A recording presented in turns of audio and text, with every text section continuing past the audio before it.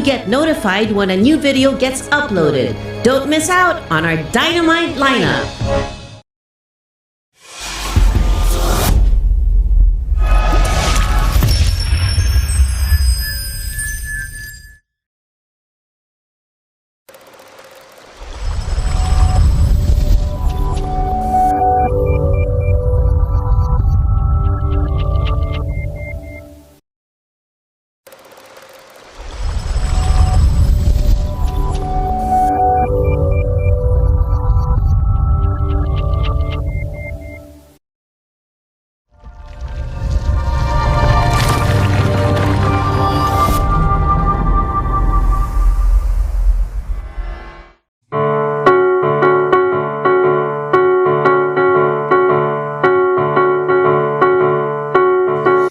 Turo-Guro, turo-turong pangguro, sari-sari ang hain, napapanahong usapin, sagot sa suliranin, sama-samang hanapin, tuloy kayo.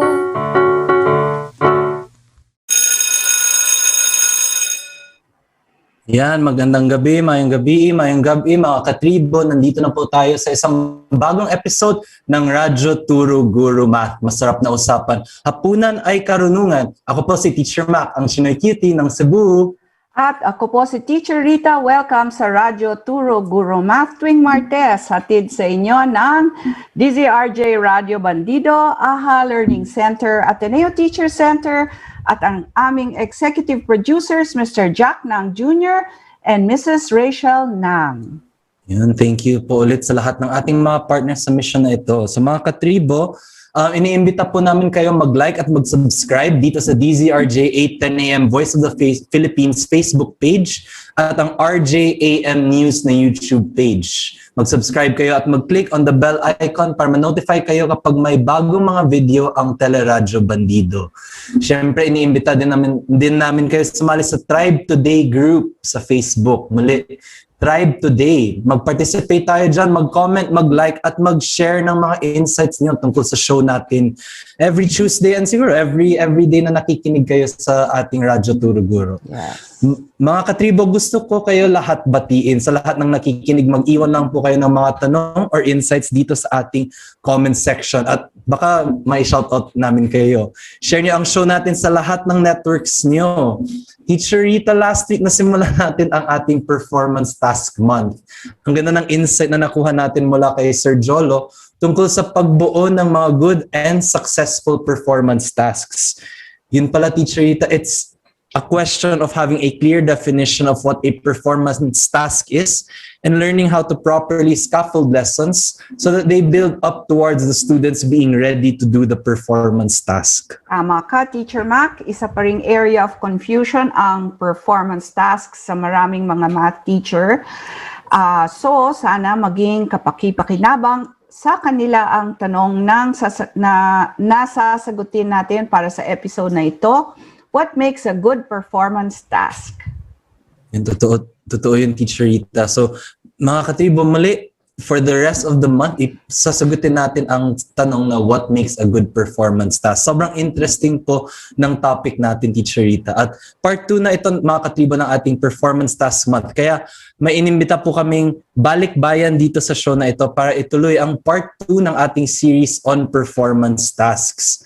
Mga katribo, Teacher April Patigas is currently the team leader of the Mathematics Department of Assumption College, where she also serves as the assistant to the Director of Academic Affairs. She finished some masteral units in math education at UP Diliman before eventually finishing her master's in learning and teaching at the De La Salle University. Teacher Rita, alam mo ba, na birthday pala ng ating guest ngayong gabi. Ako, happy birthday! Happy birthday, Teacher April. At sa lahat ng mga katribo na nakikinig, i-welcome natin ang ating birthday girl, si Teacher April Patigas. Oh, thank you, Thank you for the greetings. Magandang gabi, Teacher Rita, and magandang gabi, Teacher Mac. And magandang gabi po sa lahat ng nakikinig. Thank you for agreeing to join us on your very special day. Oo nga. No problem po, Teacher. Malakas po kayo sa akin.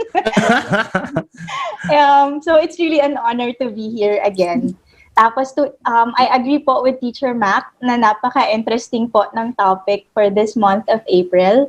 And I actually watched the episode last week with Teacher Jolo and sobrang dami niyang insights and eye-opener findings na nakuha niya sa research niya. Tapos habang pinapanood ko yung episode, sabi ko, oo nga, no, ang dami nating misconceptions about performance tasks. And siguro bago ko sagutin yung tanong na what makes a good performance task, I think it would be best if we take a couple of steps back and review muna natin kung ano ba talaga ang performance task. Okay, so we're looking forward, Teacher April, to starting with our review.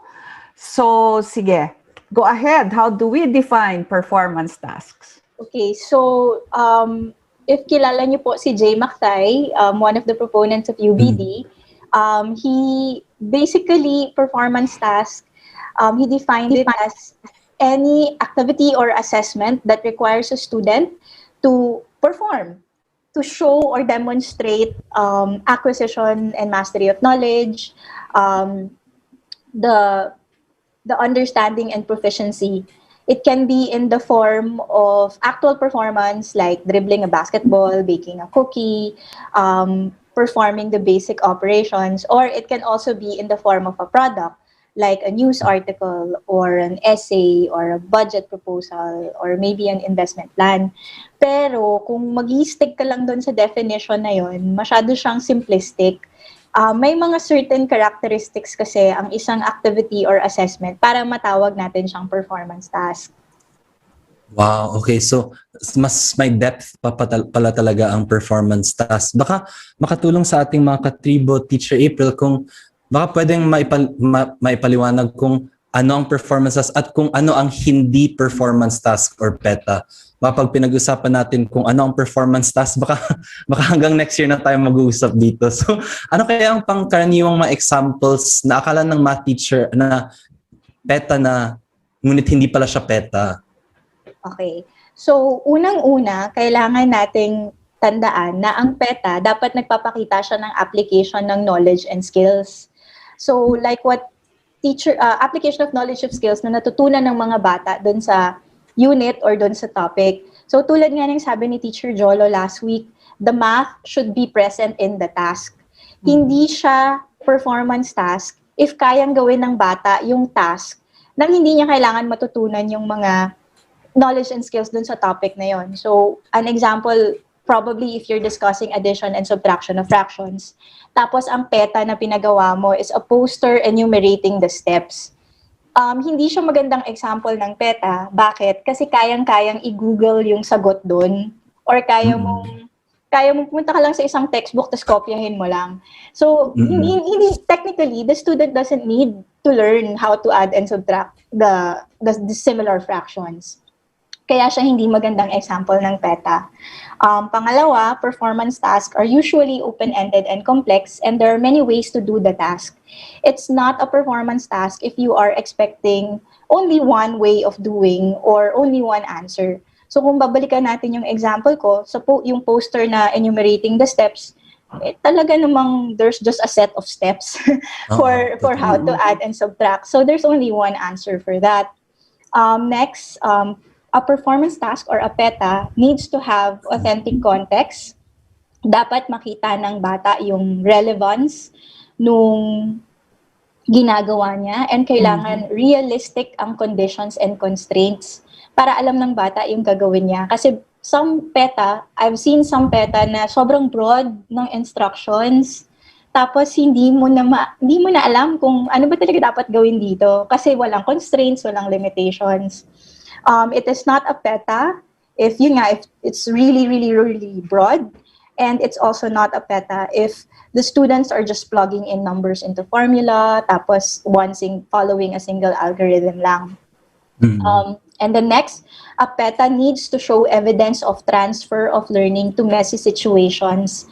It usually requires higher order thinking. When we say messy situations, hindi siya ganon ka-structured. Parang less structure, the better.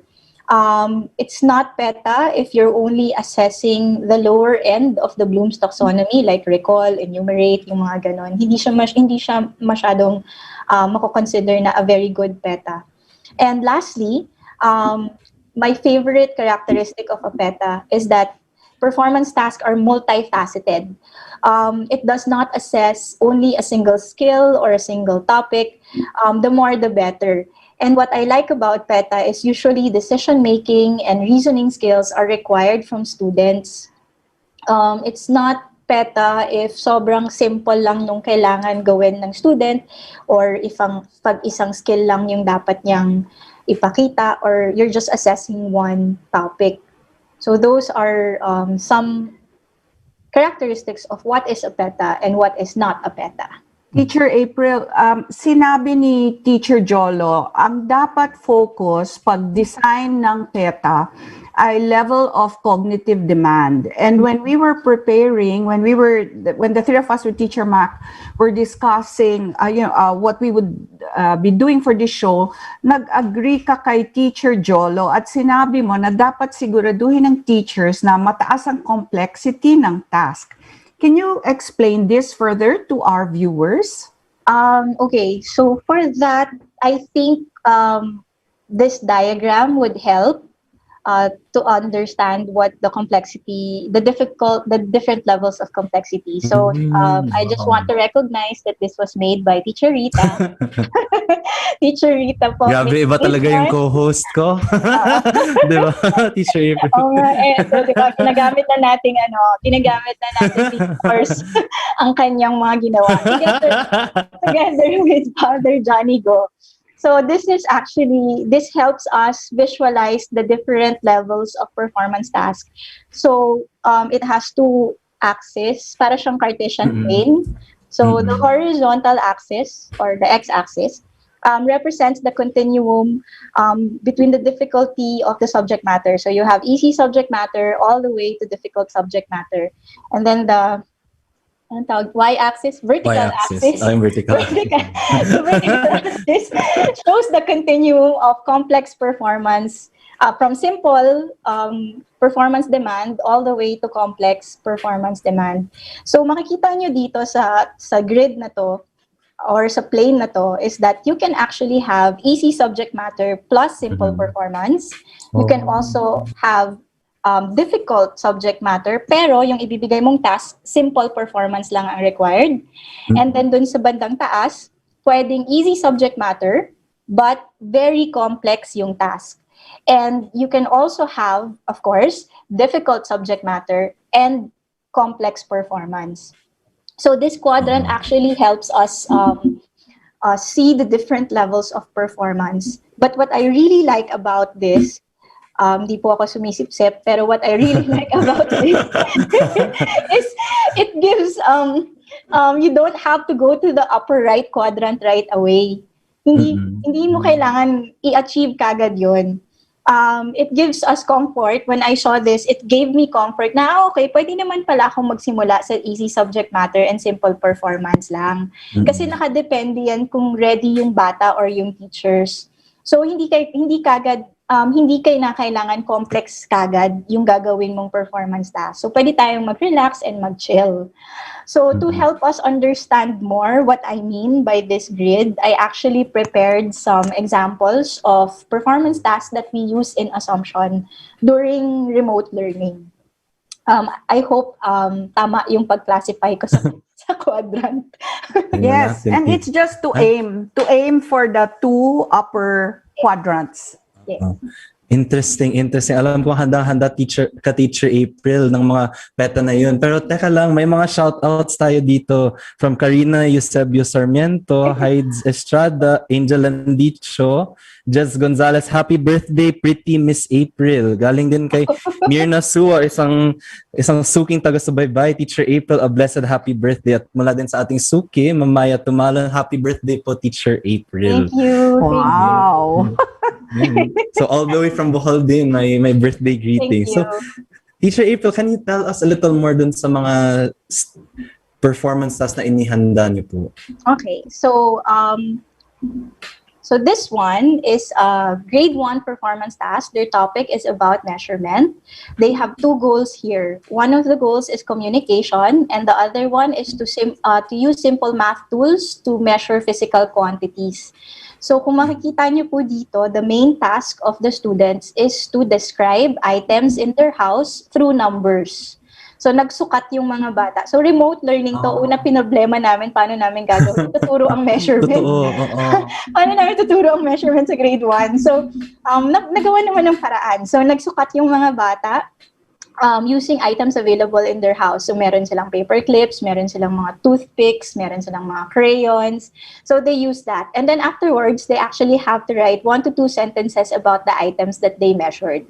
So, i-remind ko lang po that this is a grade 1 performance task. The next one naman po is a grade 10 performance task. The topic is arithmetic series and arithmetic and geometric sequences and series. Ang transfer goal po nila dito ay gumawa ng mathematical models to represent situations and predict future values. So in this task, ang context nila ay to research on an organization that aligns with their advocacy. And then afterwards, they will have to set a saving, like an amount that they will save up for. So using what they learned, the students needs to come up with 2 savings plans that are feasible and realistic should they want to actually, save up and actually donate. So that's one of the performance tasks in grade 10.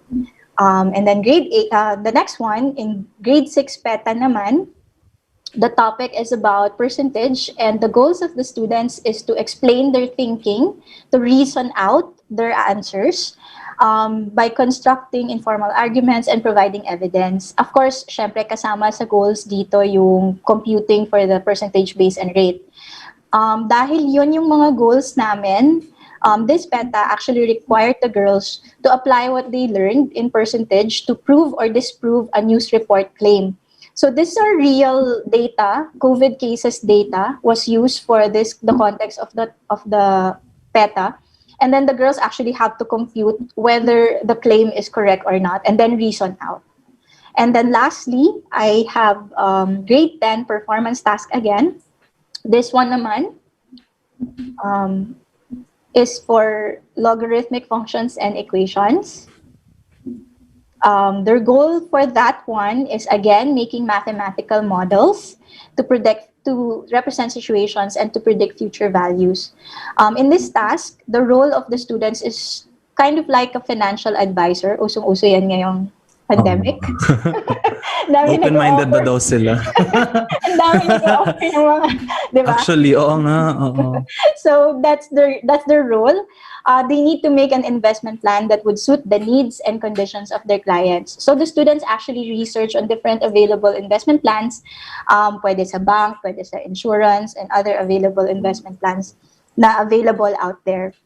And then they did necessary calculations. They did the necessary logarithmic calculations in order to make that investment plan for their pretend client. So kung gagamitin po natin yung grid, ito yung magiging itsura niya. So grade 1 falls under easy subject matter, simple performance. Kasi medyo madali lang naman talaga siya. And then the grade 10 savings plan is for simple performance, difficult subject matter. Kaya siya simple performance kasi kung nakita nyo dun sa task, may template siya and medyo may structure siya. Kasi that performance task was given, I think, in the first quarter. So we didn't know yet kung paano ba namin ina-navigate. So may structure siya. So the complexity of the task went down a little bit. And then we have the news report claim performance task for easy subject matter but complex task. And of course, the logarithmic functions and the investment plan in the upper right quadrant for complex performance, difficult subject matter. So, gusto ko lang sigurong i-point out dito kasi marami akong narinig during the start of remote learning na, naku, magpipeta, remote learning na nga, pwede pa ba yun? So, as you can see, pwede naman po siya. Posible pa rin po siya.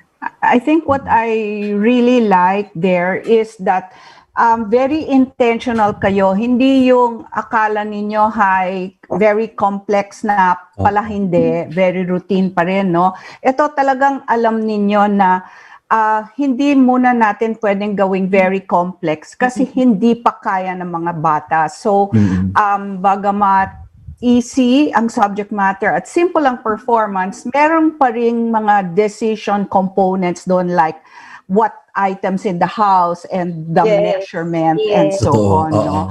Teacher April, ano yung mga ibang challenges na na-encounter ninyo sa pag-design at yung implementation ng mga petas? Nako, natatawa ako kasi ang dami. Ang dami namin challenges, but maybe I'll just focus on the major ones. Maybe I'll start with the new technology kasi I would just like to point out that nobody has ever done a purely online setup for teaching and learning. Well, at least here in the Philippines. Wala akong alam na may ganon. So teachers, students, and parents actually needed to familiarize themselves with Zoom, with our LMS. Tapos teachers have to they have to look for apps, websites, other resources that are free and pwede namin magamit sa mga classes namin. So I would like to stress that it was a very steep learning curve for us. I remember the stress, the anxiety, the tears, the temper. Naalala ko yung mga yan during the the first quarter most especially. Next is the adjustment of content. As you know, DepEd released the MELC, the MELC, and we actually have to strip down the curriculum to what is essential. So, ano yung effect nun for us? We cannot use our old unit plans. We actually need to make new lessons and simplify content and assessment. May mga units kami na talagang sobrang basic lang yung naturo namin kasi nga kulang sa time. It was a hard process of letting go and accepting that we cannot have the same expectations and we cannot teach them the same way we did during face-to-face. Lastly is student independence and preparedness. Isa sa greatest learnings ko after almost a year of remote learning is that sometimes we teachers have this tendency to overestimate or underestimate our students. We overestimate their capacity to be independent. Many teachers seem to forget that just because a student is okay or magaling siya during face-to-face, okay at magaling din siya online teaching. Tama yan. Hindi ganon. So, maganda sigurong ilagay natin yung sarili natin in our students' shoes. And, ikaw lang mag-isa nag-aaral, tapos wala kang mapagtanungan, tapos bibigyan ka ng teacher mo ng sobrang complex na performance task, tapos ang labo pa ng instructions. So, di ba? Kawawa naman yung mga bata. So, sa assumption, talagang matinding pakiramdaman ang nangyari every time we're designing and implementing our task. So, marami pang challenges, pero baka abutin tayo hanggang bukas. Pag sinabi ko lahat. So, Actually, totoo yung Teacher April. Parang ang daming kailangan i-consider at I think dahil sa online learning din, parang naging mas realistic tayo sa expectations din natin sa mga students. Mas nakikinig tayo kung parang mas naging aware tayo kung ano talaga yung context nila. And I think it helps inform kung ano yung level of tasks na pwede natin ibigay din. At may pahabol na shoutout dito galing kay MA_RK. Happy birthday po, Teacher April. Baka naman daw. I don't know what that means, but thank you. Okay. So, ang dami mong insight, Teacher April, tungkol sa PETA at nakakatulong talaga na alam natin ang itsura ng iba't ibang mga PETA. So, I'm excited to hear ano yung mga tips niyo po para sa ating mga katribo na nakikinig sa ating TMI segment or try mo ito. TMI, try mo ito. Okay, so I have actually 4 things to consider whenever you're doing performance task. And then I made the mnemonic for PETA, for PEAT. Wow! Yun. Isipan ko to. So, first is preparedness ng mga students. So before anything else, we have to consider our students' context, situations, resources, and realities. Kailangan natin laging isipin na hindi lahat ng bata okay ang learning environment sa bahay. In fact, there are some students who have very, very toxic learning environments. And we actually have some students who doesn't have anybody to help them, like as young as grade 4, as young as grade 3. Nobody helps them because their parents are also very busy. So we have to consider those. Kailangan nating isipin kung gaano ka-independent na ba sila, at kailangan nating i-consider ang capabilities and abilities nila. E is for expectations of teachers. Again, teachers, I cannot stress this enough. Please always manage your expectations. Do not overestimate and give overly complex tasks that you are setting them up to fail. Tapos hindi ka naman pala nagbigay ng support sa kanila. Do not also underestimate that you are giving them sobrang simple naman na task that you shortchange them from the learning experience. And then time is for time allotment. This is a very important component. You always have to ask yourself, what is the realistic time frame for my students to do the task, for me to teach the topic, and for my students to learn and master. So in assumption, just to give you context, meron lang kaming 9 meetings for 1 unit. So kung magpapagawa kami ng video, hindi realistic na isang meeting lang ang ibibigay namin. Dapat 2 to 3 yon. So let's say there are 3 meetings allotted for the transfer task. I need to ask myself, or I ask the teachers to always ask themselves, yung 6 days ba, is that enough to teach your content and for the students to master? Kasi kung hindi nila mamamaster yan, again, you're setting your students up to fail in the performance task kasi you didn't give enough time for them to learn what they need to learn. And lastly, A is for assistance and support. Non-negotiable ang scaffolding. Design your whole unit plan so that the activities and the assessments that you have build up to the PETA. As much as possible, give as many support as you can and make sure that the students don't see the PETA for the first time. Hindi siya yung gugulat ka lang na ba? Yan na yung task mo. So in assumption, as much as possible, we give our PETA in the beginning so that our activities and assessments are intentional and the students themselves know that each activity has a purpose. So yun po yung 4 things to consider when you are doing your PETA. Grabe, Teacher April, ang ganda nga, may ang ganda ng experiences, and also may acronym ka pa, so wow, as in ikaw yung nagbigay ng birthday gift sa amin. So siguro before we end, may mga gusto po ba kayong batiin?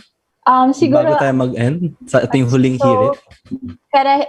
Karamihan po dun sa nag-shoutout are from the math team. Thank you so much, math team, for your support and for the pagkain. Kanina, hindi na po ako naghanda dahil may pinadala po sila pagkain sa amin. Thank you po for that. To my friends and family who are always watching and supporting me. And also to the math teachers who allowed me to share their performance task with you guys. So thank you po for always supporting me. Wow, thank you very much, Teacher April, for agreeing to be with us and for sharing those very practical tips from frontliner si Teacher April, kumbaga kagaya ninyo, who really carry out the PETAs. So I'm sure you can relate from the front lines. We are very happy to have you here to talk about how you carry out your PETAs. So as usual, kulang ang oras para sa very interesting and informative topic natin ngayong gabi. Salamat, Teacher April. Happy birthday ulit. May many blessings come your way. Salamat sa ating mga taga-pakinig. Kailangan na tayo magpaalam. Ako po si Teacher Rita. At ako po si Teacher Ma, kaming tatlo ni Teacher April, ating birthday girl, ang inyong lingkod para sa Radyo Turo-Guro. Masarap na usapan. Hapunan ay karunungan. At bukas po mga katribo, abangan naman natin sina Sir Pao at Sir Cas para sa Radyo Turo-Guro Filipino. Paalam at salamat po mga katribo. Salamat Teacher April. Happy birthday. Thank you.